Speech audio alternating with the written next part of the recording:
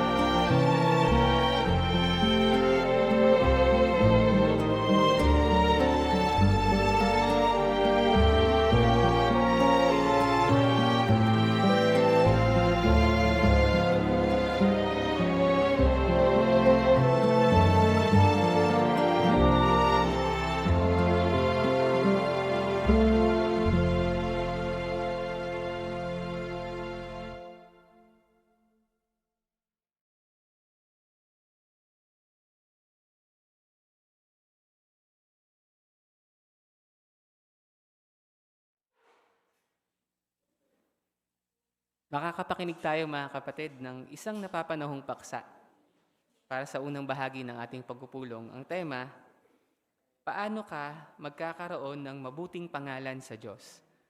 Ulitin ko po yung tema, paano ka magkakaroon ng mabuting pangalan sa Diyos?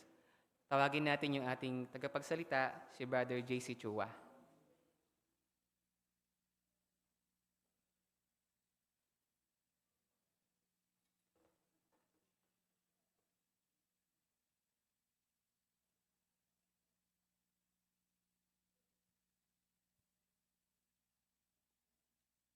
Paano mo masasabi kung ang isang tao ay may magandang pangalan?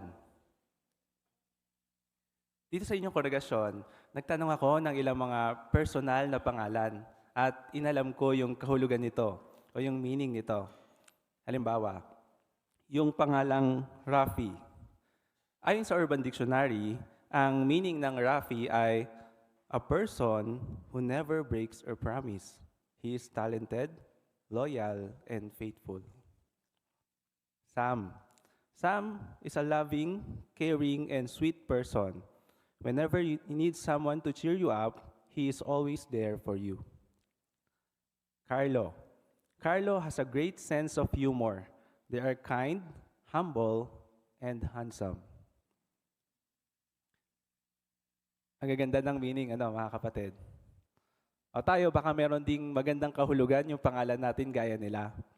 Pero ang tanong, kapag ba maganda yung kahulugan ng pangalan ng isa, ibig sabihin ba nun, meron ka na talagang magandang pangalan o mabuting pangalan? O di para malaman natin, tignan natin, paano ba tinukoy ng Bible yung magandang pangalan? Basahin natin yung binabanggit ng Kawikaan, chapter 22, verse 1. Pakisuyo sa inyong mga Biblia, mga kapatid. Pwede niyo yung i-share sa mga bisita natin, o mga Bible study natin. Kawikaan chapter 22, verse 1. Nakita na ba ninyo? Ganito ang sabi. Ang magandang pangalan ay mas dapat piliin kaysa sa malaking kayamanan. Ang paggalang ng iba ay mas mabuti kaysa sa pilak at ginto. Doon sa tekstong nabasa, mapapansin nyo dyan yung asterisk. After nung word na magandang pangalan. Napansin ba ninyo? Kapag tinap nyo yung asterisk na yan, lalabas dyan yung kahulugan ng magandang pangalan. Ano yung binanggit doon? O magandang reputasyon. Oo, ang pagkakaroon ng magandang pangalan ay yung pagtataglay ng magandang reputasyon. Ibig sabihin, nakasalalay sa ating paggawi yung ating pangalan o yung ating reputasyon. Pero lahat tayo ay ipinanganak ng walang reputasyon. Nalilinang natin ito, nakukultivate natin ito sa pamamagitan ng maraming maliliit na gawa sa loob ng mahabang panahon. Kumusta kayo mga kapatid? Mga Bible study namin, mga bisita namin. Naisip mo na ba kung anong pangalan meron ka? Halimbawa kung ikaw ay isang estudyante, kapag ba binanggit yung pangalan mo sa iyong mga classmates, sa iyong mga schoolmates, ano kaya yung unang papasok sa isip nila? Sino ka? Kung ikaw ay nagtatrabaho, ano kaya yung masasabi sa iyo ng mga katrabaho mo? O kung ikaw ay isang saksi ni Jehovah, ano kaya yung masasabi sa iyo ng mga kakongregasyon mo? Siyempre, gusto natin na magkaroon ng magandang pangalan sa harap ng mga tao sa paligid natin. Hindi naman yun masama dahil gaya ng binanggit sa teksto, mahalaga yung pagtataglay ng magandang pangalan. Mas mahalaga pa ito kaysa sa pagtatamo ng material na kayamanan. Pero may babala. Ano yon? Kung ang isang tao ay gumagawa ng magandang pangalan sa pamamagitan ng pagiging mayaman, sikat o popular, ito ay mapanganib. Bakit? Ganito yung sinabi ni Professor F. Dale Bruner, may kinalaman dito. Ang sabi niya, alam nating lahat na ang kasikatan ay naglalaho. Ang sikat ngayon, bukas ay laos na. Ang nagtagumpay sa negosyo noong isang taon, sa susunod na taon ay bankrupt na. Kaya napansin niyo mga kapatid, kung tayo daw ay naghahangad ng magandang pangalan sa pamamagitan ng pagiging mayaman, pagiging sikat, hindi ito magiging makabuluhan. Dahil gaya ng binanggit, mabilis itong naglalaho. Magdudulot lang ito ng stress sa atin at hindi tayo tunay na magiging maligaya. Kaya sa paanong paraan kaya tayo dapat gumawa ng mabuting pangalan? Tingnan natin yung payo ng Bible. Basahin natin yung binabanggit ng Mateo chapter 6 verse 19 and 20.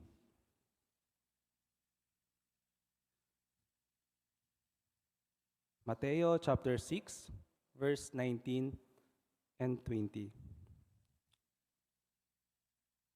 Ganito ang sabi. Huwag na kayong mag-imbak para sa inyong sarili ng mga kayamanan sa lupa, kung saan may insekto at kalawang naninira at may masasamang tao na nagnanakaw. Sa halip, mag-imbak kayo para sa inyong sarili ng mga kayamanan sa langit, kung saan walang insekto o kalawang naninira at walang masasamang tao na nagnanakaw. Doon sa tekstong nabasa, binanggit doon yung kayamanan. Pero ba yung tinutukoy dito? Hindi. Hindi lahat ng kayamanan ay nakikita. Yung kayamanan na tinutukoy dito ay yung ating pangalan o yung ating reputation. Ano naman yung ibig sabihin ng kayamanan sa langit? Tumutukoy ito sa harap ng Diyos na Jehovah. Kaya yung message ng tekstong ito na nakakapag-imbak tayo ng mga kayamanan sa langit kung meron tayong magandang pangalan sa harap ng Diyos na Jehovah. Ngayon, bakit naman tayo dapat gumawa ng mabuting pangalan sa Diyos? Mahalaga ba yon? Yung pagtataglay ng magandang pangalan sa harap o mabuting pangalan sa harap ng Diyos na Jehovah? Ano ba yung benefit nun? Tingnan natin yung sinasabi ng Bible. Basahin natin yung binabanggit ng Malakias chapter 3 verse 16. Malakias, chapter 3, verse 16.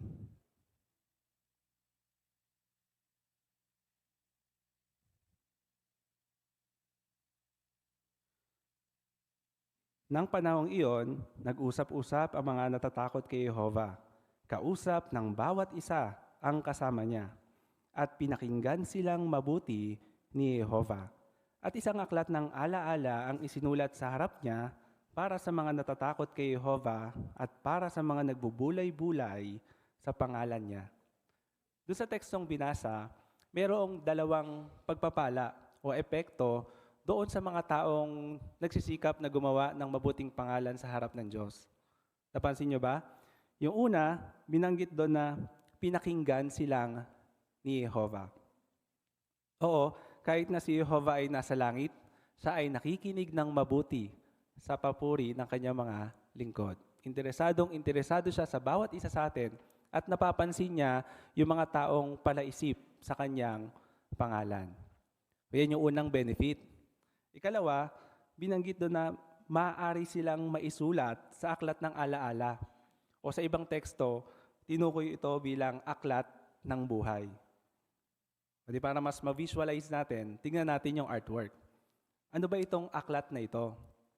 Ang aklat na yan ay record ng mga pangalan ng lahat ng naglilingkod kay Jehovah ng may katapatan. Listahan yan ng mga taong may pag-asang tumanggap ng kaloob ng buhay na walang hanggan. Salamat sa artwork.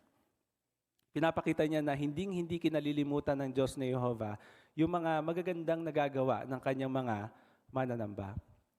Napansin niyo ba kung ano yung pagkakaiba ng paggawa ng mabuting pangalan sa Diyos at paggawa ng mabuting pangalan sa mga tao?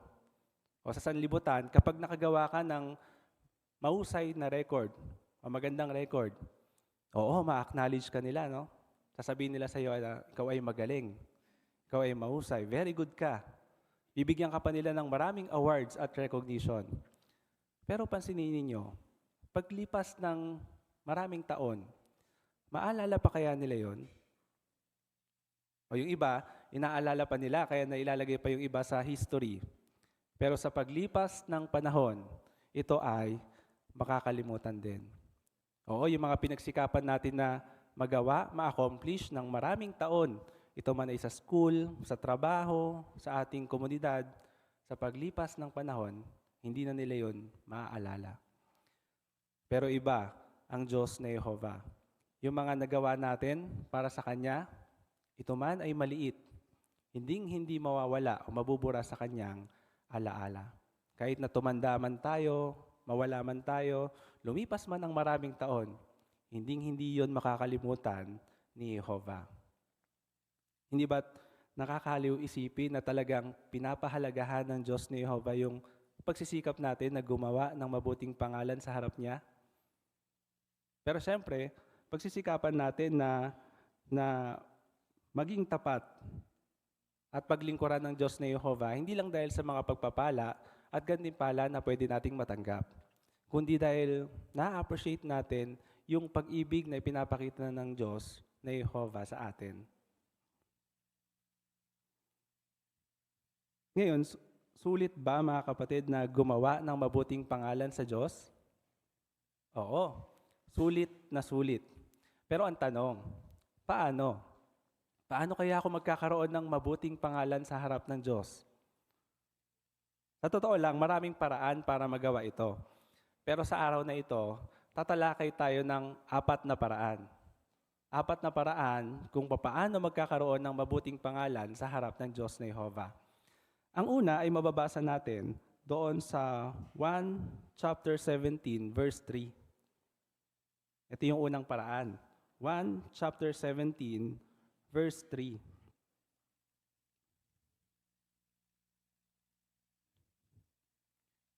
Nakita ba ninyo? Ganito ang sabi.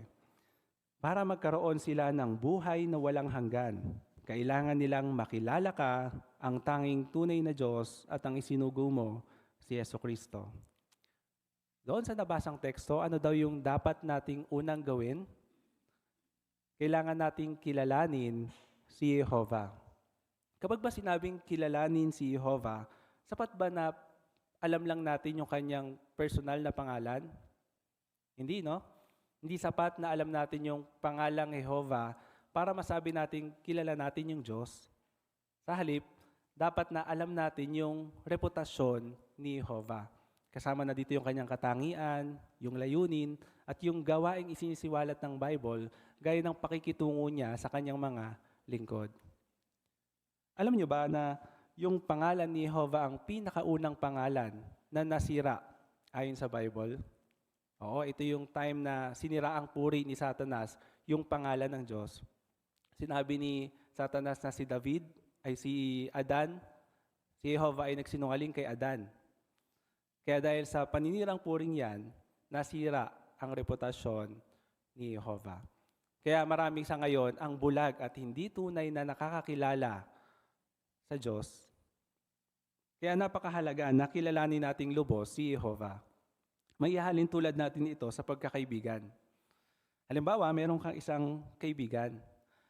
Ipagpalagay na ang pangalan niya ay Kisutuma. Kisutuma. Paano masasabi na itong taong ito ay kaibigan mo, best friend mo? O baka sabihin ninyo na, siyempre, matagal na kami magkasama. Marami na kaming pinagsabahan. Kabisado ko na yung ugali niya, kabisado ko na yung buong pagkatao niya. Pero papaano kung meron ka narinig na paninirang puri dito sa kaibigan mo? Ipagtatanggol mo siya? Oo, malamang na may ipagtatanggol mo siya kasi kilala mo siya eh. Alam mo yung buong pagkatao niya, alam mong hindi niya magagawa yon. Pero paano kung kilala mo lang siya sa kanyang pangalan? O baka mahirapan tayong ipagtanggol itong taong ito. Sa katulad na paraan, maitutuwid lang natin yung maling impormasyon sa Diyos na Jehovah kung kilala natin ang Diyos. Paano? Dalawang paraan ang pwede natin gawin para makilala natin ang Diyos. Ang una ay ang regular na pag-aaral ng salita ng Diyos, o Bible reading. No? At ikalawa, bulay-bulayin yung mga napag-aaralan natin, gaya na makikita natin sa artwork. Bakit? Dahil nasa Biblia kasi yung kaisipan at pananalita ng Diyos na Jehovah. Pinapakita din ng Biblia yung kanyang personalidad, katangian, at mga layunin. Kaya kung kayo tatanungin, mga kapatid, anong katangian ni Jehovah ang pinakagusto ninyo? Oo, habang nakikilala mo si Jehovah, lalo kang mapapalapit sa Kanya. Kaya ng isang kaibigan o best friend, pwede tayong maging close sa Kanya. O yan yung unang paraan, kilalanin si Jehovah. Ano naman yung ikalawa? Ang ikalawang paraan kung papaano magkakaroon ng mabuting pangalan sa Diyos ay mababasa naman natin sa unang 1, chapter 5, verse 3. At tignan natin, mga kapatid. Unang 1, chapter 5, verse 3.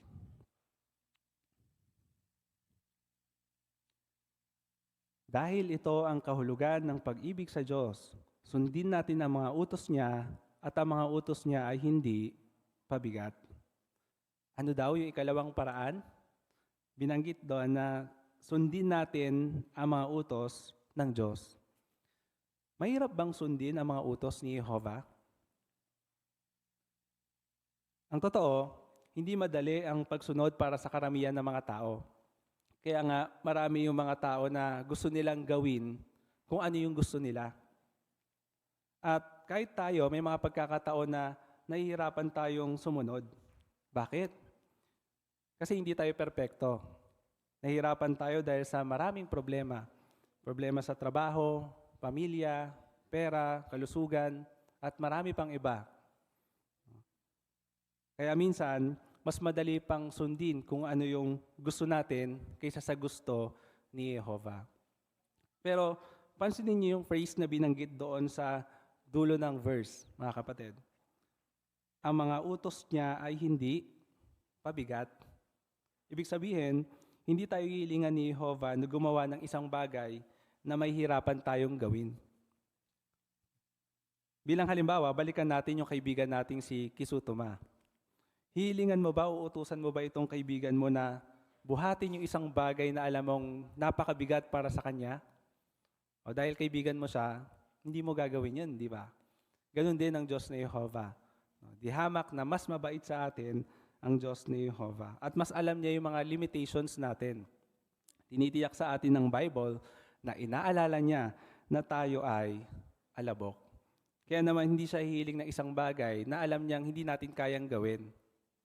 At isa sa mga utos niya na alam niya na kayang-kaya natin gawin ay yung gawaing pangangaral, gaya na makikita natin sa artwork. May ilan baka naiisip na parang hindi ko yata kaya yan. Pero isipin natin ito. Kung inuutusan tayo ni Jehovah na mangaral, ibig sabihin yan, alam niya na kaya natin. Hindi dahil magaling tayo, hindi dahil confident tayo, kundi dahil kilala niya tayo. Alam niya kung ano yung kakayahan natin, at alam niya kung papaano niya tayo tutulungan. Bibigyan tayo ng lakas para magawa natin yung mga utos niya. At kapag sinusunod natin si Jehovah, isang bagay yung napapakita natin, na mahal natin ang Diyos na Jehovah. Hindi rin niya tayo pinipilit na sundin siya. Ang totoo, binibigyan niya tayo ng kalayaang pumili kung susundin man natin siya o hindi. Bakit? Gusto kasi niya na maging masunurin tayo mula sa puso. Gusto niya na susundin mo siya dahil mahal mo siya. Hindi dahil napipilitan ka o dahil takot ka sa Kanya. Kapag ganyan yung motibo natin sa paglilingkod, mas napapasaya natin ang Diyos ni Jehovah. At nagkakaroon tayo ng mabuting pangalan sa Kanya. Yan yung ikalawang paraan. Ano naman yung ikatlo? Ang ikatlong paraan ay dapat nating tularan ang mga katangian ni Jehovah. Kanina natalakay natin yung unang paraan. Ano nga ulit yon? Yung pagkilala sa Diyos. Pero may kasunod pala yon. Ano yon? Habang nakikilala natin si Jehovah, dapat nating sikaping mag-isip at kumilos sa paraang gusto niya. Mag-isip at kumilos sa paraang gusto niya. Ibig sabihin, tutularan natin yung mga katangian ni Jehovah na natututuhan natin sa kanyang salita. Kanina nag-Bible reading tayo, nag-meditate tayo. Yung mga qualities na natutuhan natin dun kay Jehovah, i-apply ngayon natin sa ating sarili. Ano yung makakatulong para magawa ito? Awit 25:4. Tingnan natin. Awit chapter 25, verse 4.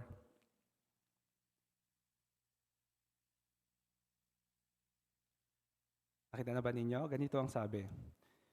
Ipaalam mo sa akin ang iyong mga daan, O Jehovah. Ituro mo sa akin ang iyong mga landas. Napansin niyo ba yung ipinanalangin dito ni David? Hindi lang niya sinabing, bigyan mo ako ng kaalaman. Kundi ang sabi niya, ipaalam mo sa akin ang iyong daan. Ituro mo sa akin ang iyong mga landas. Bakit? Dahil gusto niyang matutuhan, hindi lang kung sino si Jehovah, kundi kung paano mag-isip at kumilos ang Diyos na Jehovah. Kaya kapag nagbabasa tayo ng Biblia, magandang itanong natin, ano kaya yung itinuturo nito sa akin kay Jehovah? Ano kaya yung mga qualities din ni Jehovah na pwede kong matularan?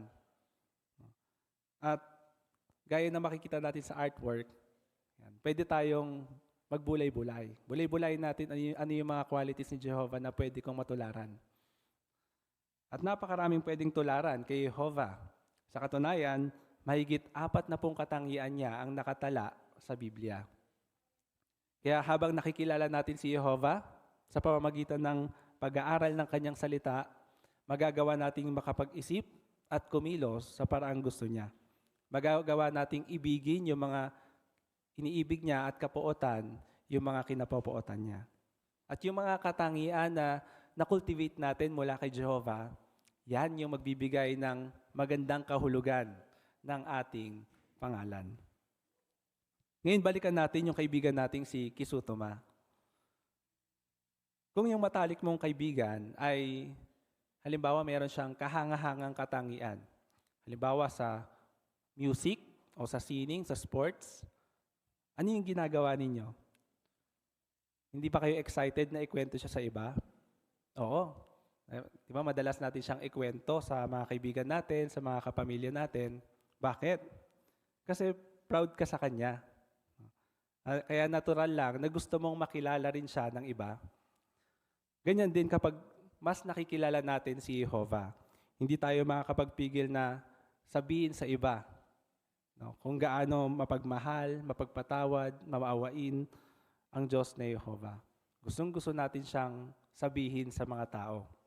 At kapag marami ang natuto tungkol kay Jehovah, tiyak na mas marami din ang mabuting pangalan na makakasama sa aklat ng buhay. Yan yung ikatlong paraan. Tularan ang mga katangian ni Jehovah. Ano naman yung ikaapat? Ang ikaapat na paraan kung paano magkakaroon ng mabuting pangalan sa Diyos ay mababasa naman natin sa Filipos chapter 4 verse 6. Tingnan natin. Filipos chapter 4 verse 6.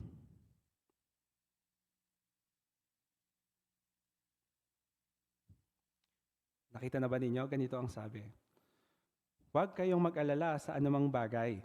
Sa halip, ipaalam ninyo sa Diyos ang lahat ng pakiusap ninyo sa pamamagitan ng panalangin at pagsusumamo na may kasamang pasasalamat. Ano daw yung ikaapat na paraan? Dapat tayong manalangin kay Jehovah, gaya ng makikita natin sa artwork. Oo, magkakaroon tayo ng mabuting pangalan sa Diyos kapag nakikipag-usap tayo sa Kanya sa panalangin. Kung yung personal study at Bible reading, ito yung paraan ng pakikinig kay Jehovah, o yung panalangin, ito naman yung paraan ng pakikipag-usap natin sa Kanya.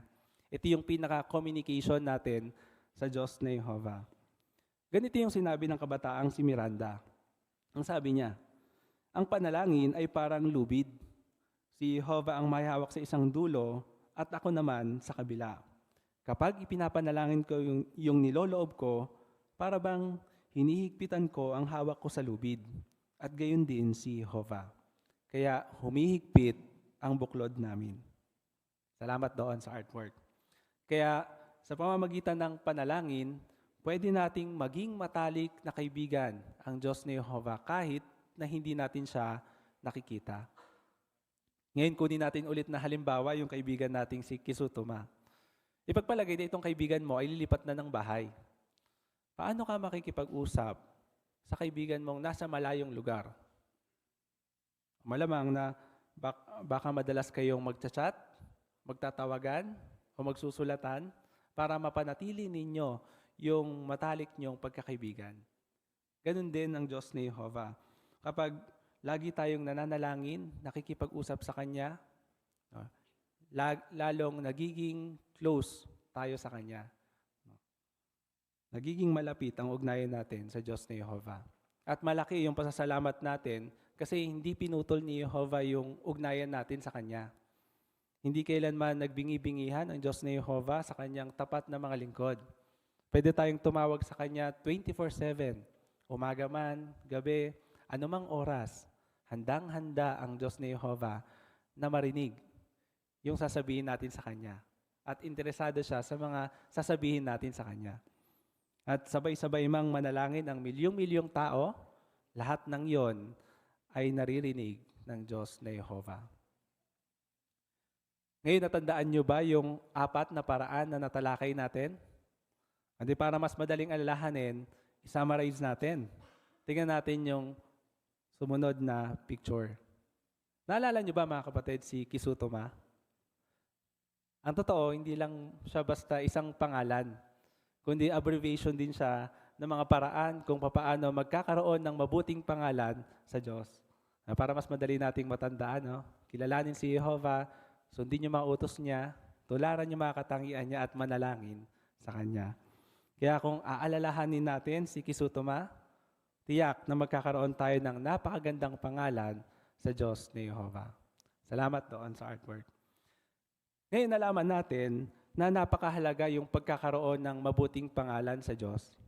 Nakita natin na mas mahalaga ito kaysa sa pagtataglay ng material na kayamanan o pagkakaroon ng pangalan sa harap ng mga tao. Nalaman din natin kung papaano yung tayo magkakaroon ng mabuting pangalan sa Diyos. Yung mga steps na pwede nating gawin. Ngayon, paano naman dito dapat makaapekto sa atin bilang individual? Meron ba tayong dapat gawin? Oo, meron. Sa katunayan, may napakahalagang message sa atin ang Bible. Basahin natin yung binabanggit ng Isaiah chapter 55, verse 6. Isaiah chapter 55, verse 6. Hanapin ninyo si Jehovah habang nakikita pa siya. Tumawag kayo sa Kanya habang malapit siya. Oo, lahat tayo. Ikaw man ay nag-aaral ng Biblia, baguhan sa katotohanan o matagal nang naglilingkod sa Diyos ni Jehovah. Ikaw ay inaanyayahan na magkaroon ng mabuting pangalan sa harap niya habang may panahon pa. Dahil alam natin, nakaunti na lang yung panahon. Malapit na dumating yung oras na ilalapat na ng Diyos ni Jehovah yung kanyang hatol sa mga masasama. Ito yung panahon na isasara na niya yung kanyang aklat ng alaala. At yung mga nakasulat lang doon, yung makakasama at tatanggap ng buhay na walang hanggan. Sa ngayon, madali pa tayong nakakalapit sa Diyos ni Jehovah. Meron pa tayong chance na patunayan yung ating sarili. Pero darating yung panahon, hindi na natin ito magagawa. Kaya habang hindi pa huli ang lahat, gawin natin ang ating buong makakaya para paglingkuran ang Diyos ni Jehovah. Ikapit natin yung 4 na paraan na ating natalakay at sikapin na maging tapat sa Diyos ni Jehovah. Kapag ginawa natin ito, tayo ay tatanggap ng saganang pagpapala mula sa Kanya. At tayo ay tunay na magiging maligaya dahil alam natin na yung ating napakagandang pangalan ay nasa aklat ng alaala ni Jehovah. At masasabi natin na sulit yung aking mga sakripisyo at pagsisikap. Tiyak na yung mga pagsisikap at mabubuting ginawa ninyo sa harap ng Diyos ni Jehovah ang nagbigay ng magandang kahulugan ng inyong pangalan. Magandang umaga po sa inyong lahat.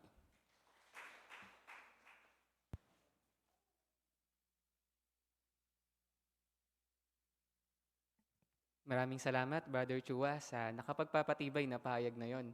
Tinulungan kami nito na pahalagahan yung pagkakaroon ng magandang reputasyon sa Diyos at alam namin na ito ay magdudulot ng maraming pagpapala ngayon hanggang sa inaharap. Ngayon mga kapatid, idadako na tayo sa huling bahagi ng ating pagpupulong. Ito ay ang pag-aaral sa aklat ng Ang Bantayan. Tawagin natin ng mangunguna sa atin si Brother Ray Barin.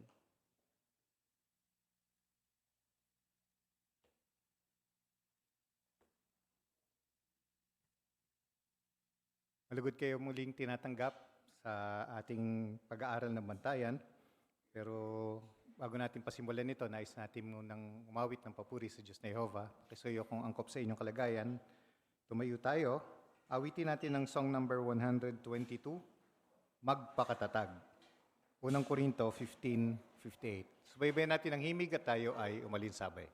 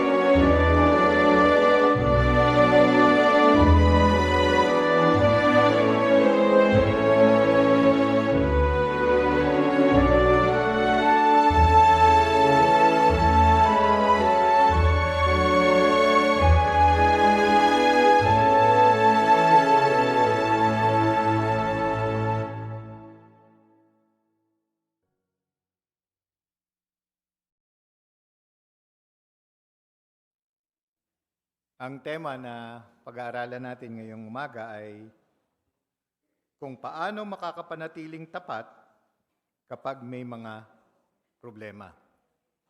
Hango ito sa temang teksto sa Juan 6:68. Sabi doon, Panginoon, kanino kami pupunta? Nasa iyo ang mga salitang nagbibigay ng buhay na walang hanggan. So doon yung pinakatema natin, kung paano makakapanatiling tapat, lalo na kapag may mga problema tayong kinakaharap. Kaya ang matututuhan natin dito, yung kung paano natin makakaya na manatiling tapat kay Jehovah, ano man yung pagsubok sa ating pananampalataya na mapapaharap sa atin. May 3 pangunahing punto na mapapalitaw dito. Una, si Jehovah ang may lalang. Paano ito makakatulong para mapatibay ang ating pananampalataya? Pangalawa, yung mula kay Jehovah ang Biblia. Ano naman ang magandang epekto nito sa ating pananampalataya para mapatibay ito? At pangatlo, ang mga saksi ni Jehovah, ang bayan ng Diyos sa ngayon. Kaya abangan natin itong mga mahalagang punto na ito na matututunan natin habang tinatalakay natin ang mga parapo. Inaasahan naman kanyang pakikibahagi, mga kapatid. Bilang pasimula, subaybay natin yung pagbasa sa unang 2 parapo. Pakisuyo natin si Brother Biton sa pagbasa. Nakakakilabot ang mga sinabi niya. Sino ang makikinig sa ganyang pananalita? Iyan ang reaksyon ng marami sa mga alagad ni Jesus nang marinig nila ang sinabi niya habang nagtuturo siya sa Capernaum. Ano ba ang sinabi ni Jesus? Kung hindi ninyo kakainin ang katawan ng anak ng tao at iinumin ang kanyang dugo, hindi kayo magkakaroon ng buhay. Ang sino mang kumakain ng aking katawan at umiinom ng aking dugo ay magkakaroon ng buhay na walang hanggan at bubuhayin ko siyang muli sa huling araw. Dahil hindi matanggap ng mga alagad na iyon ang sinabi ni Jesus, hindi na sila sumunod sa kanya. Ibig bang sabihin wala silang pananampalataya sa kanya? Lumilitaw na mayroon naman.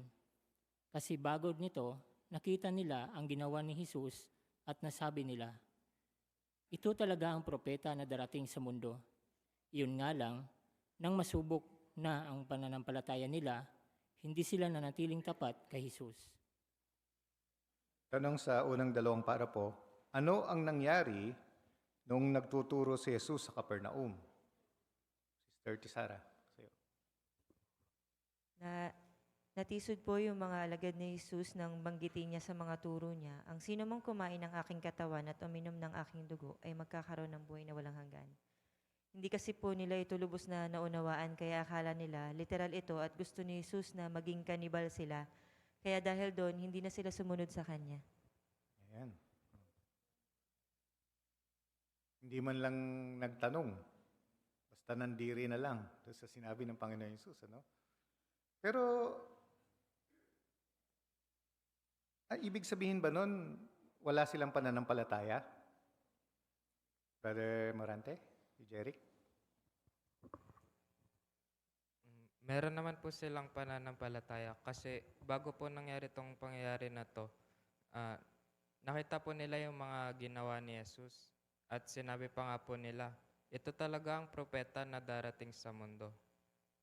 Pero nung nangyari po to, nasubok yung pananampalataya nila at hindi na po sila nanatiling tapat kay Jehovah. Yan. So nakita natin yung punto dito sa ulat na ito ng Bible, ano? Brother Alburo, pakisuyo po. Ang isyu kasi, nanghina yung kanilang pananampalataya. Mayroon naman mahina lang nang marinig nila yung sinabi ni Jesus, no, kumain at ng kanyang katawan at uminom ng kanyang dugo. Hindi nila maunawaan yun. Yung sabi mo kanina, hindi mo lamang nagtanong. Yan, ano? May pananampalataya, pero hindi matatag. No, mahina.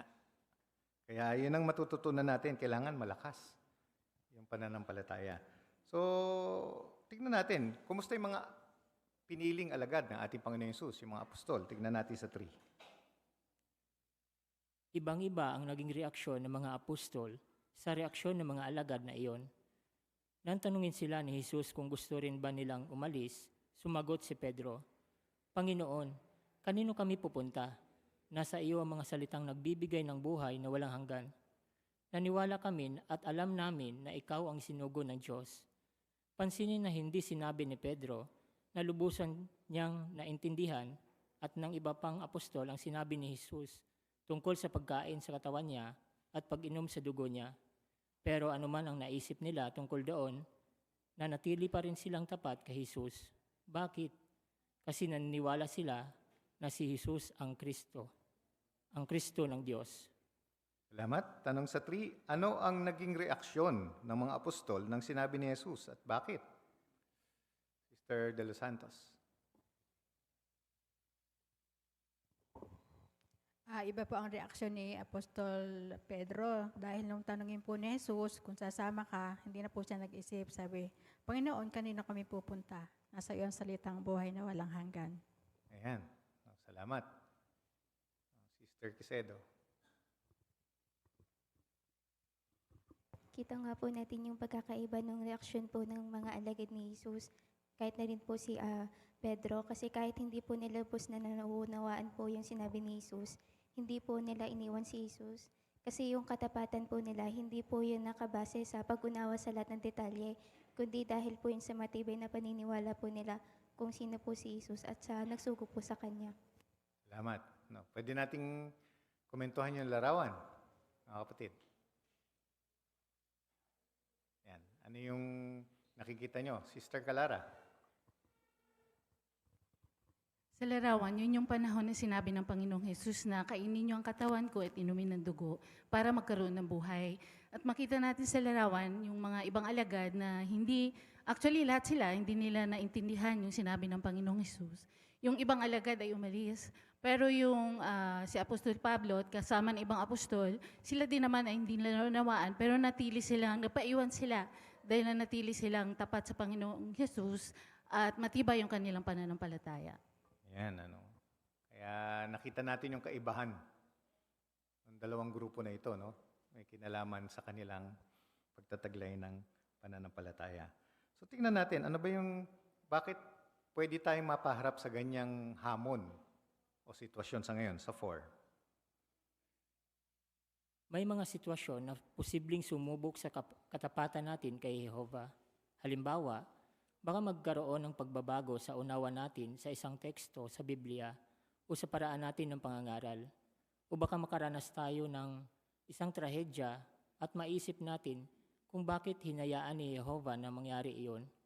Pwede ring masubok ang katapatan natin kung masaktan tayo ng isang kapatid na malapit sa atin o kung pakiramdam natin may ginawang mali sa atin ng isang taong iginagalang natin. Salamat. Tanong sa 4. Ano ang mga posibleng sumubok sa katapatan natin kay Jehovah?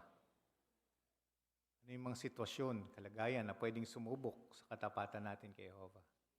Sister Espejo. Sige po.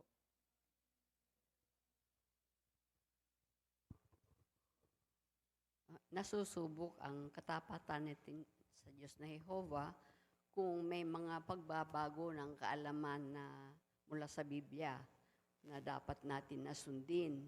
Ganun din, minsan may pagbabago sa paraan ng ating pangangaral. Susunod ba tayo dito? O kung may mangyari sa ating sakuna o di kaya may disappointment tayo sa isang kapatid. Lahat ng ito ay nagpapahina sa ating pananampalataya minsan. Pero kailangan na magtiwala tayong lubos sa Diyos na Jehovah at manatiling tapat sa Kanya. Ayan. So, yan yung mga iba't ibang sitwasyon o kalagayan na posibleng makaapekto sa ating katapatan kay Jehovah. Kaya, tingnan natin, bakit natin kailangang patibayin ang ating pananampalataya? Tingnan natin sa 5. Bakit mahalaga na matibay ang pundasyon ng pananampalataya natin? Pag-isipan ng ilustrasyong ito, para hindi gumuho ang isang building, kahit magkaroon ng lindol, dapat na matibay ang pundasyon nito para makayanan din natin ang mga pagsubok na binanggit sa naunang parapo. Dapat nating patibayin ang pundasyon ng pananampalataya natin. Kung patuloy nating gagawin iyan, Makakapanatili tayong tapat kay Jehovah anuman ang mapaharap sa atin. Salamat. Pakisuyo mga kapatid, subaybay natin yung pagbasa sa Colossus 1:23. Pero siyempre, kailangan ninyong patuloy na mamuhay ay kaayon ng inyong pananampalataya na nakatayong matatag sa pundasyon, hindi na naililihis sa pag-asa na mula sa mabuting balitang iyon na narinig ninyo at ipinangaral sa lahat ng nilalang sa buong lupa. Akong si Pablo ay naging lingkod ng mabuting balitang iyon. Salamat. Tanong sa 5, bakit dapat nating patibayin ang pananampalataya natin? Magbigay daw tayo ng ilustrasyon. Sister Moscosa. Kagaya po ng ginamit na ilustrasyon tungkol sa isang building na kahit magkaroon ng lindol, kung matibay po yung pundasyon nito, hindi ito basta guguho. Kahit na gaano pa ito kalakas, sa katulad na paraan, dapat yung pananampalataya natin ay may matibay din na pundasyon na nang sa gayon ayon sa Colossus 1:23, kahit na gaano man kalaki, kalalim o kabigat yung problemang mapapaharap sa atin, hindi ito basta kayang ilihis tayo sa ating paniniwala at pag-asang natutuhan na natin dahil malalim yung pagkakaunawa na ito na nasa atin ang puso po. Ayan. Salamat. Okay, so malinaw na yun, ano? Tunguhin natin yung 6. Bakit nakapanatiling tapat kay Jesus sa mga apostol nung iniwan siya ng iba? Kumbinsido kasi sila na karapat-dapat si Jehovah sa pagsamba dahil nilalang niya ang lahat ng bagay. Naniniwala rin sila na si Jesus ang anak ng Diyos at nasa kanya ang mga salitang nagbibigay ng buhay na walang hanggan. At alam din nila na sinasang-ayunan ni Jehovah si Jesus. Ngayon, imbis na isa-isahing talakayin ng mga pwedeng maging pagsubok sa pananampalataya natin, mag-focus tayo sa 3 katotohanan ito na makakatulong sa atin na manatiling matatag. Una, si Jehovah ang may lalang ng lahat ng bagay. Ikalawa, mula kay Jehovah ang Biblia. Ikatlo, ang mga saksi ni Jehovah ang bayang sinusuportahan ng Diyos sa ngayon. Kung talagang kumbinsido tayo sa 3 katotohanan ito, makakapanatili tayong tapat kahit may mga pagsubok. Salamat. Tanong natin sa 6, ano ang nakatulong sa mga apostol na manatiling tapat kay Jesus? Sister Jubilin. May 3 bagay po na nakatulong sa kanila. Yung una po, yung pagiging kumbinsido nila na si Jehovah po yung karapat-dapat dahil siya po yung may lalang, kaya si Jehovah lang po yung dapat sambahin. Ayan. Salamat. Meron pa kayong komento? Kaya, sige, Sister Vanji. Lara. Naniniwala rin po sila na si Jesus po yung anak ng Diyos at nasa kanya po yung mga salita na nagbibigay po ng buhay na walang hanggan. At sinang-ayunan po ni Jehovah si Jesus. Salamat. Ayan. So, ito yung mga saligan, no? Matitibay na katotohanan. Ano? Pero ano yung 3 na bibigyan natin ng pansin sa pag-aaral natin ngayon? Kahit isa-isa lang. Si Ethan, pakisuyo.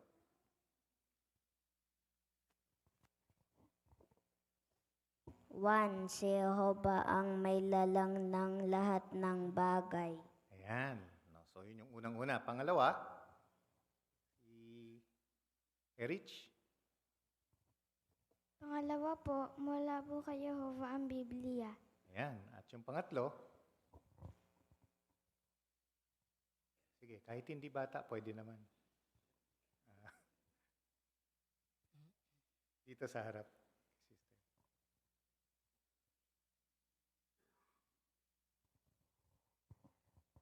Ang mga saksi ni Jehovah ang bayang sinuportahan ng Diyos sa ngayon. Ayan. So, bakit mahalaga na pag-usapan natin itong mahalagang katotohanan nito? Si Teresa ba yan? Teresa. Kasi kapag kumbinsido daw po tayo sa 3 katotohanan na to, makakapanatili po tayong tapat kahit na may mga pagsubok. Ayan, So yun yung talagang gusto natin. Kaya pagtalakayin na natin, umpisahan natin doon sa unang punto, si Jehovah ang may lalang. Basahin muna natin mga kapatid yung Apokalipsis 4:11. O Jehovah na Diyos namin, ikaw ang karapat-dapat sa kaluwalhatian at karangalan at kapangyarihan, dahil nilalang mo ang lahat ng bagay, at dahil sa kalooban mo ay umiral sila at nalalang. Sa para po 7, pakisabay ba yan? Ipinapaalala sa atin ng tekstong ito na nilalang ni Jehovah ang lahat ng bagay. Kaya talagang karapat-dapat siya sa pagsamba natin. At kapag pinag-iisipan natin kung gaano kalakas ang kapangyarihan niya, nagiging kumbinsido tayo na kaya niya tayong tulungan kahit ano pa ang mapapaharap sa atin. Pero gusto ni Satanas na isipin ng mga tao na walang Diyos, at para magawa iyan, nagkalat siya ng kasinungalingan sa mundo. May mga scientist pa nga na nagsasabing bigla na lang lumitaw ang buhay. Kaya napakahalagang tiyakin natin na kumbinsido tayong si Jehovah ang may lalang at mahal niya tayo. Kasi kung hindi, baka magduda tayo kung totoo siya at kung talagang tutulungan niya tayo kapag may pinagdadaanan tayo. Salamat. Tanong dun sa 7, sa paragraph 7, ano ang sinasabi ng Apokalipsis 4:11 tungkol kay Jehovah? At papaano iyan makakatulong sa atin kapag may pinagdadaanan tayo? Si Cham-Cham ba yun? Nilalang ni Jehovah ang lahat ng bagay. Ayun. Yun yung direktang punto, no? Sige, Brother Espejo. Tama yun, Kasi ang ibig sabihin nun, siya lang ating sasambahin at hindi tayo sasamba sa mga idolo o ano pa mga bagay. Dapat siya lang ang lumalang sa atin at kilalanin siya makapangyarihan sa lahat. Ayan. No. Ano pa ang nakikita niyo magandang punto dun sa siya ang lumalang ng lahat ng bagay? Shin?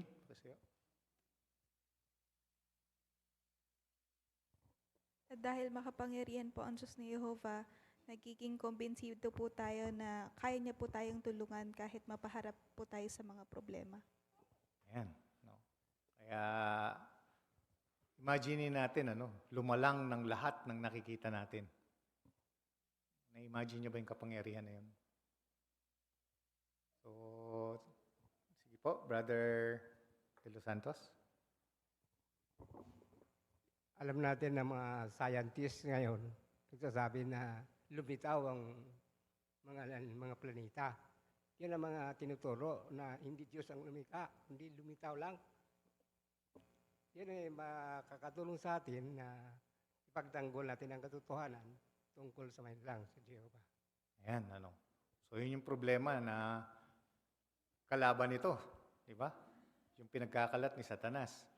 Brother Pambib?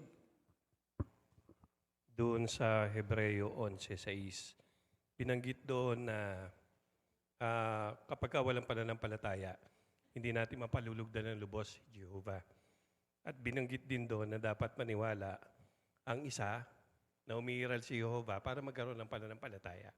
Kaya magkakaugnay yun. Kapag hindi tayo naniniwala o nagdududa tayo sa pag-iral ng Diyos, hindi tayo mananampalataya at hindi rin natin masasamba si Jehovah. So, kailangan tayong maniwala na si Jehovah ay may lalang, magkakaroon tayo ng matibay na pananampalataya at papalulugdan natin si Jehovah. Ayan. No. So, nakita natin yung punto, na mahalaga. Sister Banikid. At kung pag-iisipan din natin na nilalang tayo ni Jehovah, ibinigay niya lahat ng pangangailangan natin para mabuhay, makikita natin na mahal tayo ni Jehovah. Kaya kapag napapaharap tayo sa mga problema o mga sitwasyon na sumusubok ng ating pananampalataya, dahil alam nating mahal niya tayo, hindi niya tayo pababayaan at tutulungan niya tayo na magkaroon ng lakas para mapagtagumpayan ito. Ayan. Salamat. So kaya talagang yung punto, kailangan kumbinsido tayo, wala tayong pagdududa na si Jehovah ang may lalang. mula doon sa punto na yun, makikita na natin, kung makapagtitiwala na tayo, na mahal niya tayo at kaya niya tayong tulungan. Okay, so napakaganda ng punto na yun, yung pagiging may lalang ni Jehovah. So, kuminsan, dahil doon sa mga nakakasalamuhan natin sa sanlibutan na ito, kagagawan din ni Satanas, nagkakaroon tayo ng doubt. So, ano yung dapat natin gawin? Tignan natin sa 8 at saka 9. Kung nagsisimula ka ng magduda na si Jehovah ang may lalang, kumilos agad. Maghanap sa mga publikasyon natin ng mga ebidensya na nilalang ni Jehovah ang lahat ng bagay. Marami kang makikita sa mga brochure na Saan Nagmula ang Buhay at The Origin of Life, 5 Question Worth Asking. Baka makakatulong din sa iyo ang serye na o sa jw.org na may nagdisenyo ba nito? Sinabi ng kabataang sister na si Jessica na taga United States, habang binabasa ko ang brochure na Origin of Life, nakita ko na ang mga ebidensya na meron talagang isang matalinong disenyador. Alam ko naman iyon noon pa. Pero pagkatapos kong mabasa ang mga paliwanag sa brochure, mas lalo akong naging sigurado na totoo iyon. Malaking tulong din ang aklat na Is There a Creator Who Cares About You? Baka nabasa mo na iyon o iyan noon. Pero marami ang nakinabang nang basahin nila ulit ito o iyon. Pwede mo rin gawin iyan para sa susunod mong study project. Pwede mong pag-aralan ng mga ebidensya na talagang may Diyos. Mapapatibay niyan ang pananampalataya mo kay Jehovah at mas makikilala mo rin siya. Bukod dyan, magagamit mo rin ang napag-aralan mo para tulungan ang iba na nagdududa kung mayroon ba talagang Diyos. Kung magre-research ka, makikita mo na binigyan tayo ni Jehovah ng napakaraming ebidensya para patunayang siya ang may lalang. Salamat. Tanong natin sa 8 and 9, ano ang dapat mong gawin kung nagsisimula ka ng magduda na si Jehovah ang may lalang? Pwede natin tignan yung larawan daw. Sister Bansale. Kailangan po natin kumilos agad. Gamit po yung mga publikasyon natin, pwede tayong maghanap ng mga ebidensya na talagang nilalang po ni Jehovah ang lahat ng bagay. Halimbawa po yung brochure na Saan Nagmula ang Buhay at yung The Origin of Life, 5 Questions Worth Asking.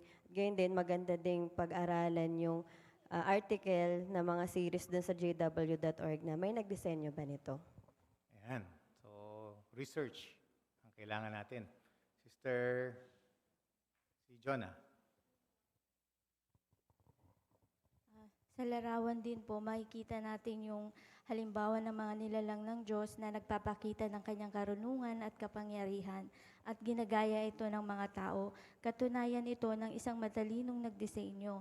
Isang halimbawa dito yung water cycle. Kung walang water cycle, siguradong mauubos ang tubig sa mundo. Hindi ito nagkataon lang, kaya kapag pinag-aralan natin ang mga nilalang ng Diyos, mawawala yung mga pagdududa natin. Ayan. No, salamat. Sister Francia. Nung panahon na yan, baka hindi pa tayo nagdududa. Baka naman talagang matatag pa yung pundasyon ng ating pananampalataya kay Jehovah. Pero dumating yung panahon na nagdududa na tayo. Yun yung sinasabi dito sa paragraph na kumilos agad. Bakit?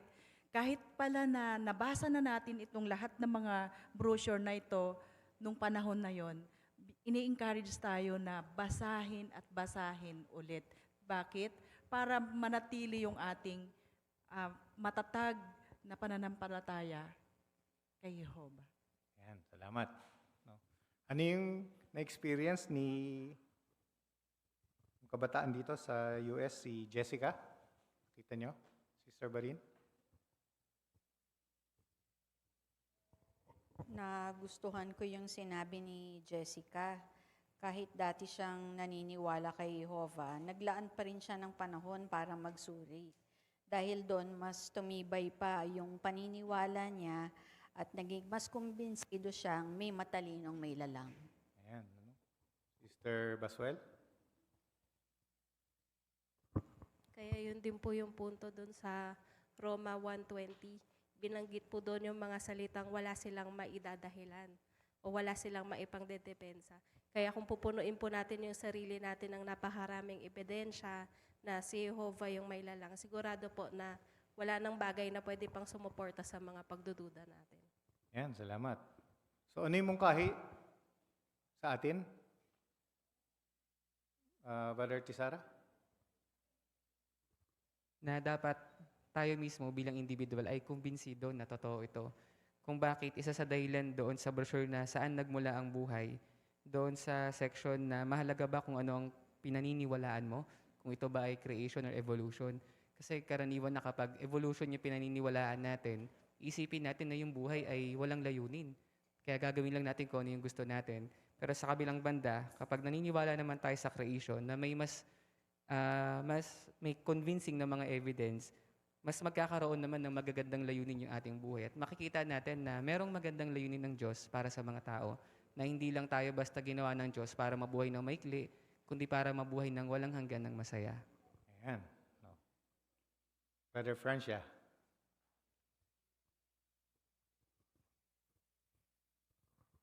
At hindi lang tayo makikinabang nito na magagamit din natin ito na pantulong sa iba na nagdududa. Baka yung iba nagdududa na rin sila dahil sa nakakasama nila, nakakausap nila palagi na na-impluensya nito at ito ang tutulong sa atin na mapatibay muli ang kanilang, maalis ang kanilang pagdududa.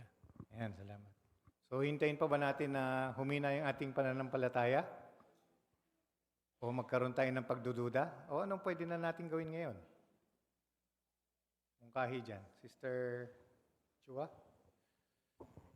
Kung paano yung isang building po, pag may nakita tayong crack, kailangan ng immediate action, kumilos agad.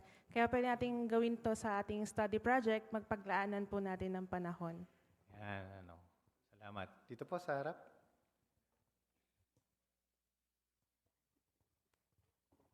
Mahirap kasi na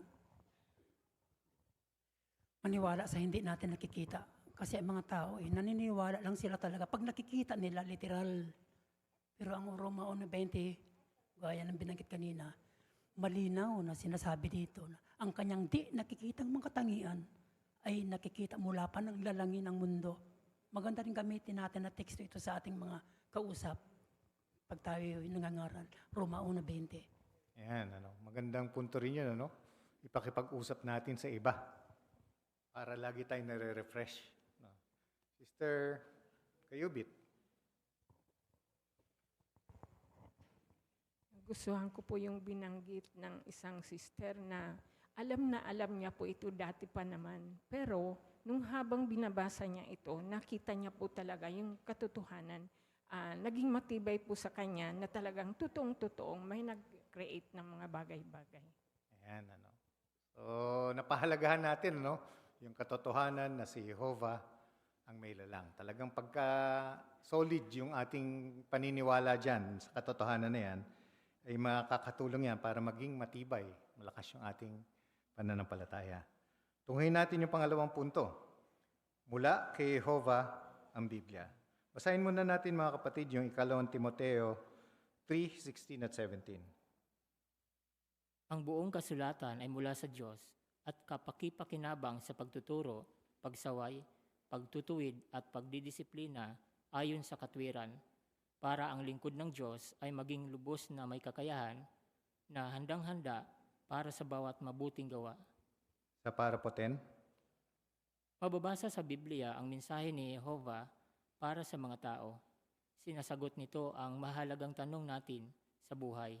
At sinasabi rin nito kung gaano o kung ano ang kalooban ni Jehovah at kung ano ang gusto niyang gawin natin. Naniniwala tayo na si Jehovah ang author ng Biblia. Kaya ito ang pinakamahalagang aklat para sa atin. Dahil diyan, sinisikap nating maunawaan at maisabuhay ito. Salamat. Tanong sa 10, bakit napakahalaga sa atin ang Biblia? Sister Moscosa. Napakahalaga po sa atin ang Biblia dahil dito po natin malalaman kung ano yung kalooban ni Jehovah at kung paano tayo dapat mamuhay. Gaya po ng sinasabi sa Timoteo 3:16 to 17, tinuturuan at inaakay tayo nito para maging mas mabuting lingkod ni Jehova. Kaya mahalaga po na lagi natin itong basahin, unawain at isabuhay yung mga natutuhan natin. Yan, salamat. Ano pa yung ibang matututunan natin sa Bible? Brother Chua. At dahil convinced tayo na si Jehovah ang author ng Bible, hindi natin ito tinitignan bilang ordinaryong libro lang, kundi pinapahalagahan natin ito, sinisikap natin itong i-apply yung mga payo nito.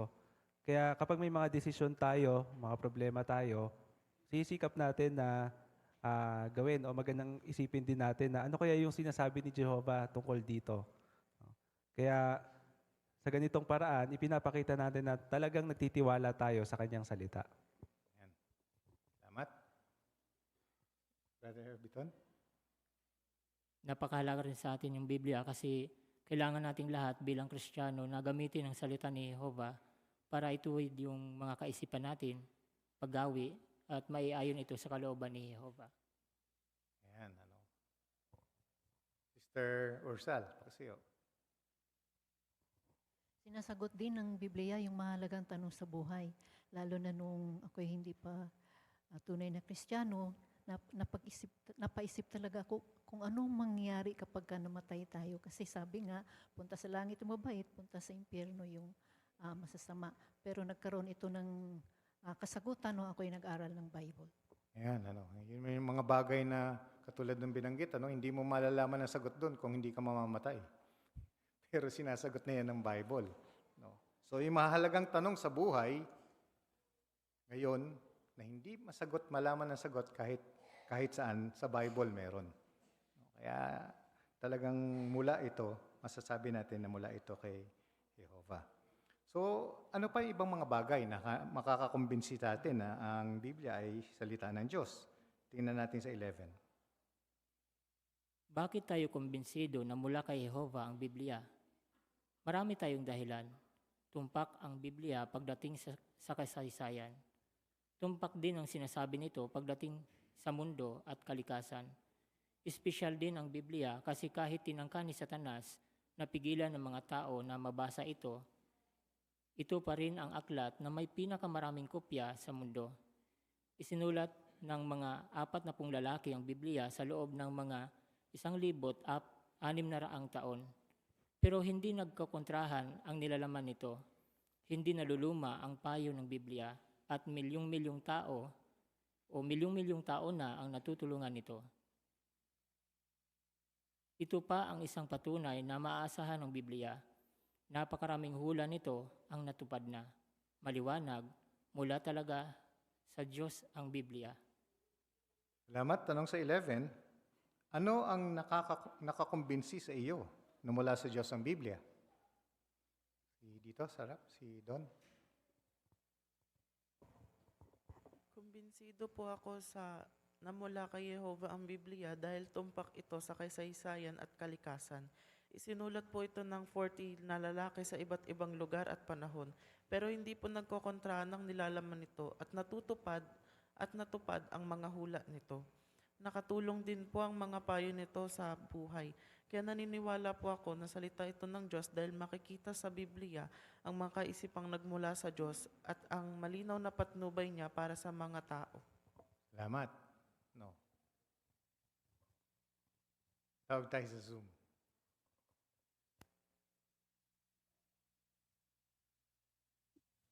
Doon sa Josue 23:14, binanggit doon na walang isa man sa lahat ng mga mabubuting bagay na pinangako ng Diyos ng Jehovah ang nabigo. Lahat ng mga iyon ay nagkatotoo at lahat ng hula rin ng Biblia ay natupad at matutupad pa. Kaya isang patunay ito na talagang maaasahan natin ang Biblia at talagang nagmula ito sa Diyos ng Jehovah. Salamat po. Sister Pambib. Makikita din natin ang patnubay ni Jehovah, ang author ng Biblia, sa pagdidistribute at pag-iral ng Bible sa mahabang panahon kahit na may mga pagsisikap si Satanas na pigilan ito. pinapatay pa nga ang mga ilang taga-translate ng Biblia. Pero hanggang ngayon, meron pa rin tayong Bible. Yan, no? Bestseller pa rin, no? Ang Bible. Sister Francia. Dun sa Hope 26:7, bago pa matuklasan ng mga scientists, 3,500 years na yung nakalipas na ang mundo ay nakabitin sa kawalan. At napatunayan ito ng mga scientists na ito ay bilog. At isa pa, naniwala din yung karamihan nung nakita nila yung himpapawid na mayroon talagang na may larawan dun na ang lupa ay nakabitin sa kawalan. Kaya talagang nakakapagtaka na talagang ang Biblia ay salita ni Jehovah. Ayan. Napakaraming patotoo, no? Dito sa harap, Sister Gomez. Saka po, milyon-milyon po yung mga natutulungan ng mga tao galing sa yung mga payo na kahit mga judge sa may Biblia silang hawak yung sa korte. Ayan. No. Sister Sheena Delgado, Sister Delgado.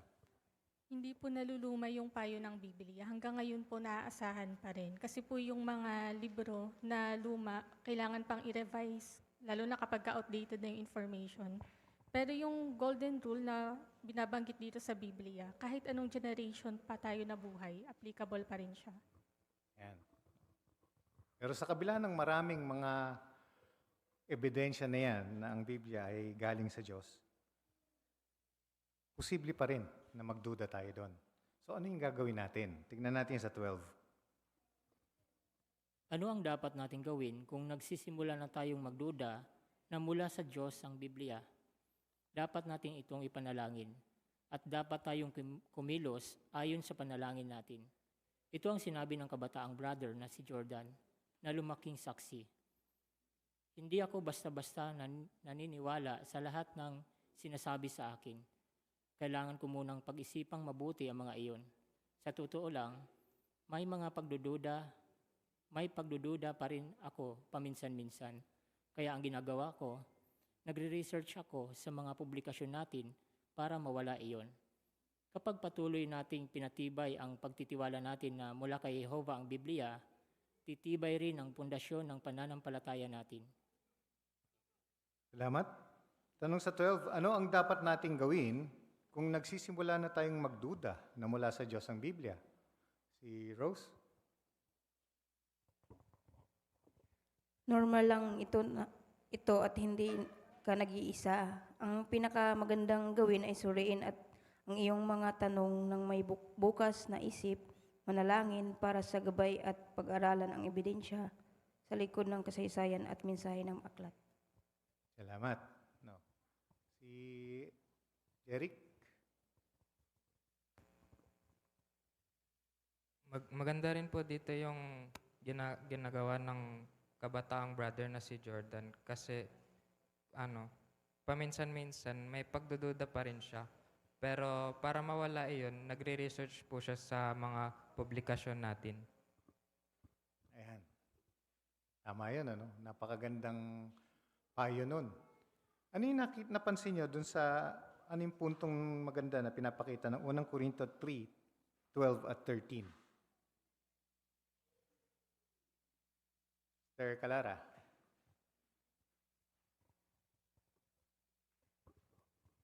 Dapat nating tiyakin yung matibay at mataas yung kalidad ng ating pananampalataya at paglilingkod kay Jehovah para kapag napaharap tayo sa pagsubok, makikita natin kung gaano katibay yung ating spiritualidad.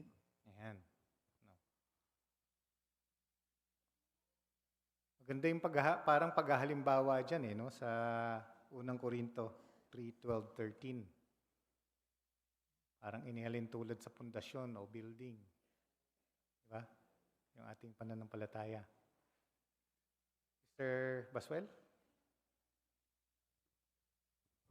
Doon po sa teksto, sabi, ipapakita ng apoy yung kalidad ng gawa ng bawat isa. Kaya gusto po natin na yung pundasyon ng pananampalataya natin, yung uri na hindi nasusunog ng apoy. Ayan. Diba? Kasi may binanggit dyan. Ginto, pilak, mamahaling bato, kahoy, dayami, pinaggapasan. Diba? Sister Azores?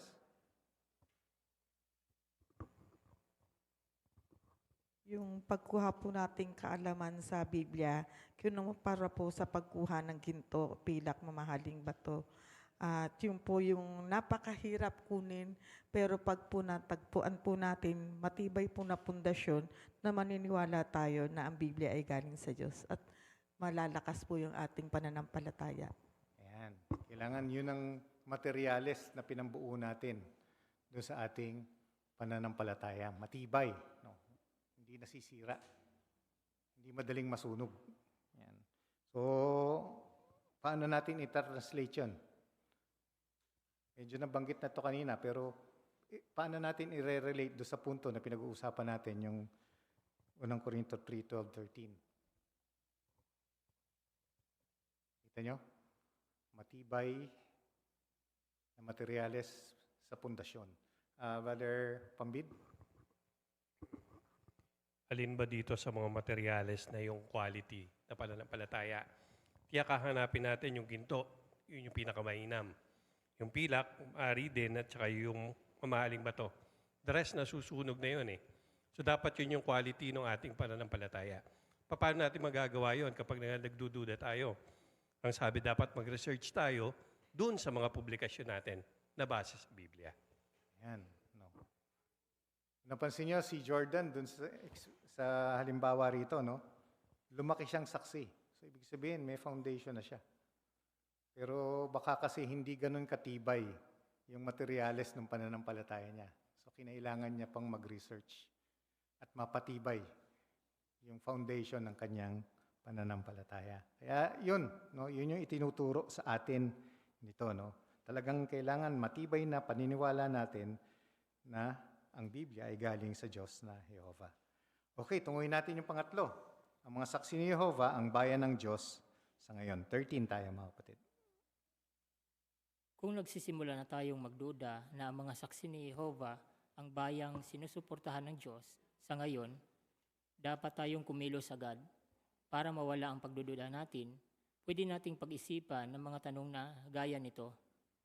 Sino ang talagang nagsisikap na mamuhay ayon sa pamantayan ng Biblia? Anong organisasyon ang gumagamit sa Biblia bilang basihan ng mga paniniwala nila? Sino ang gumagawa ng kalooban ni Jehovah sa ngayon? Salamat. Tanong sa 13, ano ang dapat nating gawin kung nagsisimula na tayong magduda kung sino talaga ang bayan ng Diyos sa ngayon? Si Erich?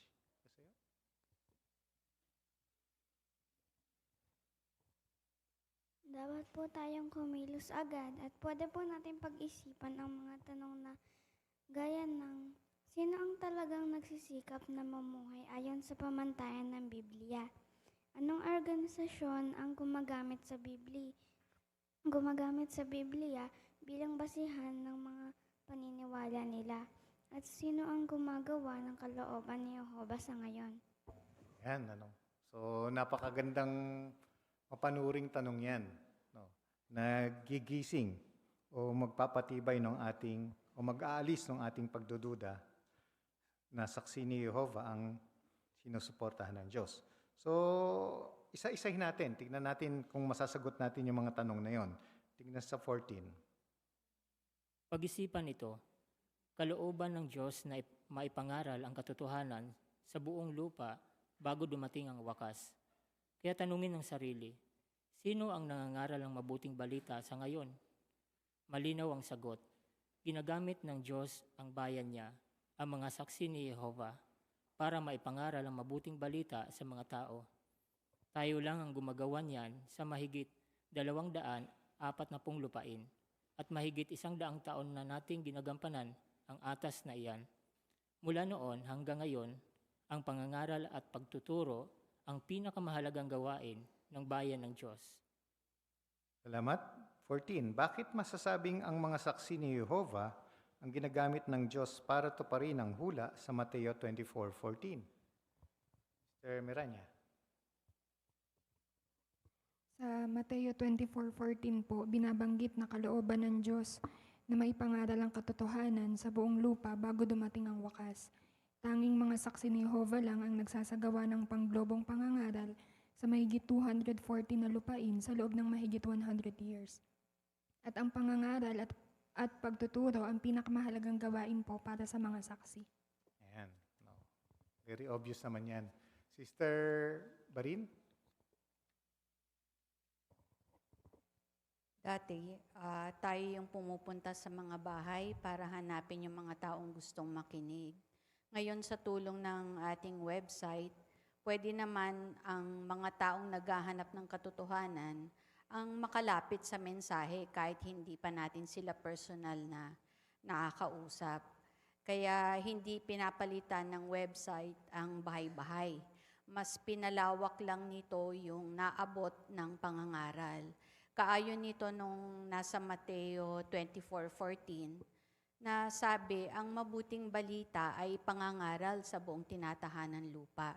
Kaya sa tulong ng technology, mas maraming tao sa mas maraming lugar, wika at anumang oras ang pupwedeng makarinig ng ating mensahe. Ayan. So organization lang yan ng mga saksi ni Jehovah. Padre Alburo. Mapapansin natin na marami ring mga relihiyon ang gumagawa ng pangangaral daw nila. Ang tanong, ano ba ang pinangangaral nila? Mabuting balita ng kaharian ng Diyos? Hindi, wala. Ang mga saksi ni Jehovah lang. Ayan. Sakto, tagatupad talaga ng hula. Ano? Brother Tisara. Makikita rin natin dun sa Mateo 28:19 and 20 na nung tinuro ng Panginoong Hesus sa mga alagad niya yung pangangaral, kasama niya mismo sila, magkakasama sila. At makikita rin natin yan sa bayan ng Diyos na Jehovah ngayon, sa mga saksi ni Jehovah, na hindi lang basta nagtuturo din yung mga nangangasiwa sa atin, kundi sumasama rin sila sa gawaing pangangaral. Ayan. Lahat nangangaral. Kaya ito, isang punto pa lang ito, no? Na talagang pinapakapan ng Diyos ang kanyang organisasyon dito sa lupa, ang mga saksi ni Jehovah. Tignan pa natin yung isa pa dito sa 15. Basahin muna natin yung Mateo 6:9 at saka Isaiah 43:10. Pagkatapos ay yung paragraph 15. Manalangin kayo sa ganitong paraan.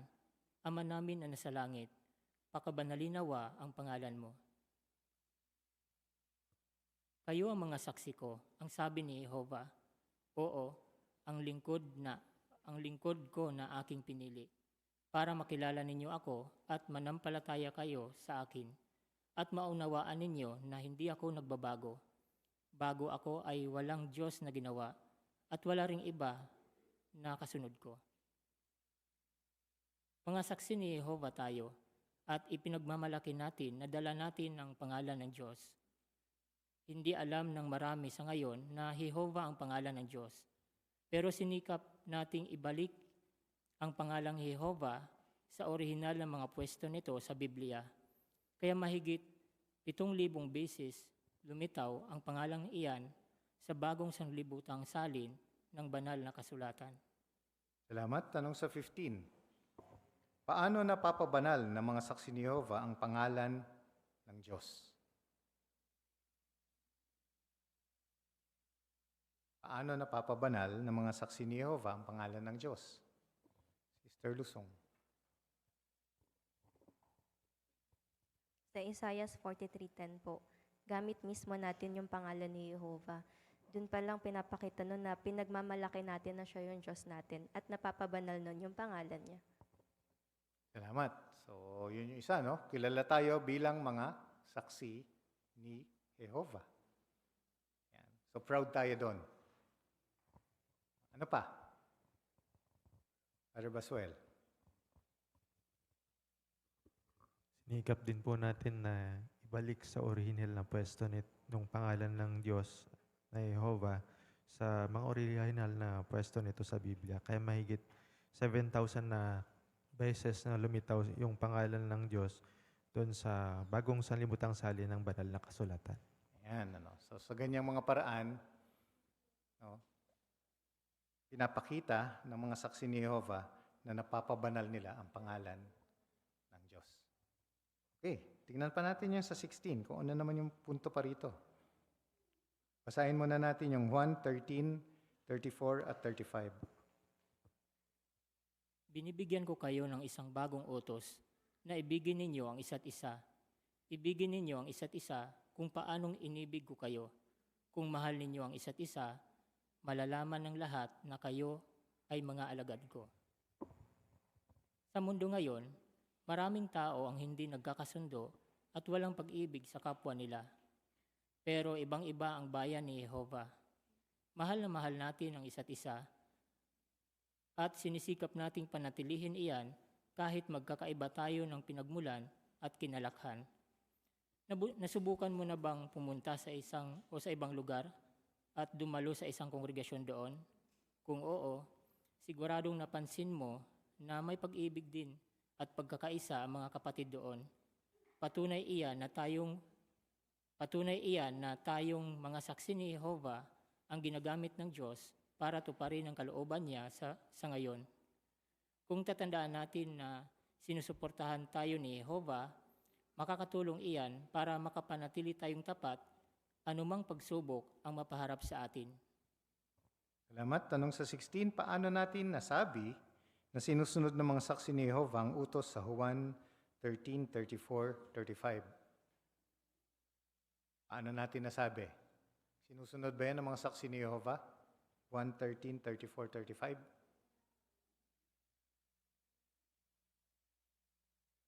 Okay, sige po, Brad.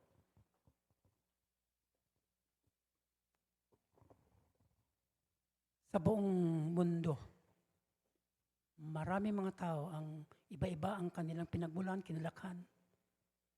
Pero sa mga saksi ni, pag sila ay miyembro ng mga saksi ni Jehovah, wala tayong tinatawag na discrimination. Tayo ay nagkakaisa sa pamamagitan ng tunay na Kristiyanong pag-ibig. Ayun, salamat po. No. Sister Gomez. Makikita po natin yung pagkakaiba kasi kahit saan tayong mapuntang lugar, mapipil natin talaga pagka lalo na dumalo tayo sa pulong, hindi tayo naiiba, parang talagang tunay na kapatid ang nararamdaman natin. Ayan, salamat. Yung larawan, gusto niyong komentuhan? Anong nakikita niyo dyan? Nakaka-relate ba kayo? Sister Kayubit. Nakasakay po sa bus na mag-ina. Malamang isa po itong kapatid. Kaya makita po, kitang-kita po sa mukha nila ang kagalakan ng nasilip nila o natanaw nila yung nagka-card witnessing. Kahit po malayo, pero daman-daman nila kitang-kita po yung pagpapakita ng pag-ibig sa kapwa. Salamat. No. Meron ba kayong ganitong mga experience? Yan, Sister Tisara. Naalala po namin ni Ezekiel, ng asawa ko, nung nasiraan kami ng sasakyan sa Bataan. May nakita kaming nagbabahay-bahay ng mga kapatid. Tapos nakatingin sila sa amin, tapos nakangiti rin po kami sa kanila. Maya-maya, bumalik po sila sa amin. Tapos tinanong nila kung bakit kami nakangiti sa kanila. Tapos sabi nila, bakit daw kami nakangiti kahit nasisiraan na kami ng sasakyan. Sabi namin, mga saksi din po kami. Nagpakilala kami mga saksi ni Jehovah. Tapos nung nalaman po nilang saksi kami, tinulungan po agad nila kami, pinakain nila kami, tinulungan kami dun sa sasakyan kahit hindi kami personal na magkakilala. Nandun yung pag-ibig, totoong pag-ibig, dahil lingkod din sila ni Jehovah. Diba? Experience talaga yan, ano? Sa iba't ibang mga pagkakataon, malamang mayroon tayo iba-ibang experience na ganyan. Diba? Pero pa, Sister Dayan? Personal din namin naranasan yung pag-ibig na mga kapatid kahit hindi namin kilala. Halimbawa, nung kailangang dalhin sa ospital si Brother Baniked, kahit na hindi namin kilala yung mga kapatid, sila yung nagdala sa amin sa ospital sa Pampanga. Tapos, nagbigay pa sila ng financial na mga pangangailangan. Doon ko nakita yung pagkakaisa ng bayan ni Jehovah. Ayan. Sige, isa pa. Father Tisara. Minsan po meron akong nabanggang sasakyan. Tapos may sa isang kainan. Tapos lumabas yung guard para mag-assist kasi akala niya mag-aaway kami nung nabangga ko. At nagtataka siya bakit mahinahon lang kami mag-usap. Yun pala, parehas saksi. Pero di ko rin alam na saksi siya noon. Nalaman ko lang pagkatapos po nung insidente. Okay. So, talaga, no? Pati sa pag-uugali, no? Sa pakikitungo. Kahit sa hindi mo naman alam, hindi nyo alam na saksi kayo pareho. Ayan. So, napakaganda, no? Mga patotoo yan. John 13:34-35. Pag-ibig sa isa't isa. Okay. So, nakita natin, yung pangatlong punto na yun, talagang mga saksi ni Jehovah, ang bayan ng Diyos sa ngayon. Kaya meron tayong huling topic, huwag mong iwan si Jehovah. 17 at 18. Mapanganib at mahirap ang kalagayan sa mundo sa mga huling araw na ito. Bukod dyan, baka may iba pang mga hamon na mapaharap sa atin. Baka makatanggap tayo ng mga tagubilin na hindi natin lubusang maintindihan. Posible ring masaktan tayo ng isang kapatid. Kapag napaharap tayo sa ganyang sitwasyon, baka hindi tayo agad makahanap ng solusyon o mapaisip tayo kung bakit iyon nangyari. Ano man ang maramdaman natin dahil sa mga iyan, makakapanatili tayong tapat kay Jehovah kung kumbinsido tayo na siya ang may lalang, na mula sa kanya ang Biblia at na tayong mga saksi ni Jehovah ang bayan niya. Gaya ng sinabi ni Pedro kay Jesus, masasabi rin natin kay Jehovah, kanino kami pupunta? Nasa iyo ang mga salitang nagbibigay ng buhay na walang hanggan. Maraming salamat, Brother Piton, sa pagbasa ng mga parapo. Question sa 17-18, anong may hirap na sitwasyon ang pwedeng mapaharap sa atin, pero ano pa rin ang masasabi natin? Sister Tulagan. Kadalasan po yung may hirap na sitwasyon na nararanasan natin. Minsan po yung kapatid na inaasahan natin, yung nire-respeto natin, sila pa po yung nakatisod sa atin. Pero isipin natin na hindi tayo sakdal at pinag-aaralan naman po natin sa Bible na ang Diyos na Jehovah ang may lalang ng lahat at yung katarungan na gusto natin makamit sa ginawa ng kapatid na yun, ipaubayan na lang po natin sa Diyos na Jehovah. Ayan, isa yun. No, medyo nangyayari talaga yan. Ano pa? Brother Espejo. Tularan natin si Apostol Pedro dito na sinabi niya, kanino kami pupunta? Nasa iyo ang mga salitang nagbibigay na buhay na walang hanggan. Yan. Si May? Yung isang hamon rin po, baka makatanggap po tayo ng mga tagubilin na hindi po natin lubusang maintindihan. Ayan. No. So, yan yung mga possible na maka-apekto sa atin, na mag-create ng doubt sa ating pananampalataya. No, kasama na yung mga panggigipit ng salibutan ni Satanas. Diba? Kaya, pinapatibay tayo itong tatlong saligang katotohanan na to na pinag-aralan natin ay talagang makakatulong sa atin na maging matibay yung ating pananampalataya at manatiling katapatan natin sa Diyos na Jehovah. So, pag-usapan natin na maikli sa review yung tatlong punto na yon. Kapag may pinagdadaan tayo, paano makakatulong sa atin ang mga katotohanan ito? Una, si Jehovah ang may lalang. Paano makakatulong? Sister Pangilinan. Dapat po nabuo yung tiwala natin na si Jehovah yung may lalang, na ganun kalakas yung kapangyarihan niya at kaya niya tayong tulungan ano man ang mapaharap sa atin.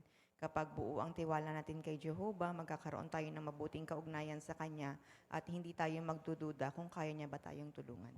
Ayan. No. Salamat. Yung mula sa Diyos ang Biblia, paano makakatulong?